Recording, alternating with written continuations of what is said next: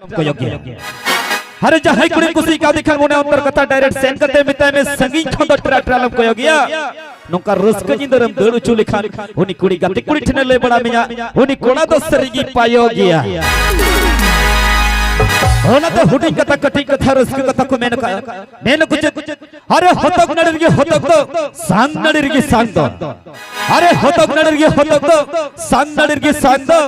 पहिल जपा पहिल रपरगी द दुलर कथा मिता अल्लुम मिना बांधो